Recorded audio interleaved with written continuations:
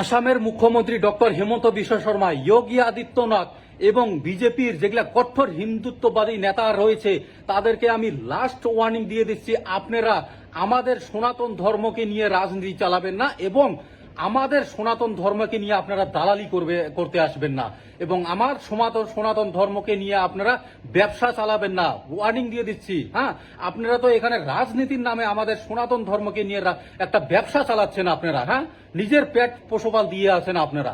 আপনাদের গাদি সুরক্ষা করে আমাদের গরিব শ্রেণীর মানুষদেরকে ভোট নিয়ে আপনারা হিন্দুত্ববাদী কি কথা বলে আপনারা এখানে আমাদের ভোট নিয়ে আপনারা কি মহারাজা হতে কি চলছেন?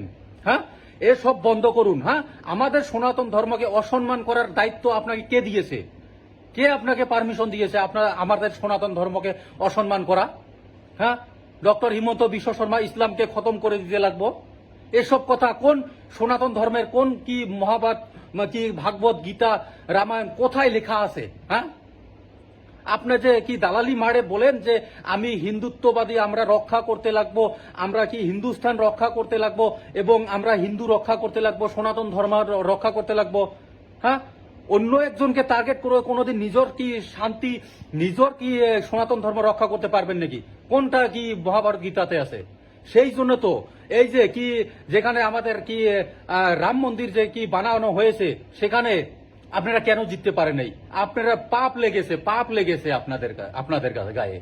হ্যাঁ, ওখানে তো হিন্দু মানুষ বেশি এবং ওখানে তো আপনি কি রাম মন্দির বানিয়ে দিলেন, ওখানে তো জেতা কথা ছিল, কেন জিতলেন না? এসব আপনারা যে দালালি, যে মানে কি একটা আমাদের কি সনাতন ধর্মকে নিয়ে যে রাজনীতি, এটা তো রাজনীতি বলে না। আসামের মুখ্যমন্ত্রী ডক্টর হেমন্ত বিশ্ব শর্মা, আপনি শুনে রাখেন, আপনি যখন কংগ্রেসে ছিলেন তখন আপনি ইসলাম ধর্মের মানে একদম মানে কি মেন মানুষ ছিলেন। হ্যাঁ, টুপি পরে নামাজ পড়তে গিয়েছিলেন। এগুলো কথা কি আসামবাসীরাই যে জানে না, বিশ্ববাসীরাই যে জানে না? সব জানে।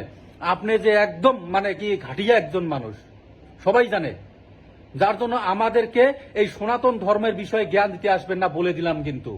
আর সনাতন ধর্মকে নিয়ে যদি একটা ওয়ার্ড কোয়া হয় আর একটা যদি মানে সনাতন ধর্মকে নিয়ে যদি রাজনীতি করা হয়, যদি রাজনীতি করা হয়েছে, আপনাদেরকে এখানে দায়িত্ব দেওয়া হয়েছে রাজনৈতিকভাবে সমস্যা সমাধান করার জন্য, 6টা জাতি জনগোষ্ঠীর এসটি করার জন্য আপনাকে রাজগাতিতে বসা হয়েছে না, আপনাদেরকে কি এখানে মুসলিম খেদানো, মুসলিমকে ঘৃণা করা, এগুলোর জন্য?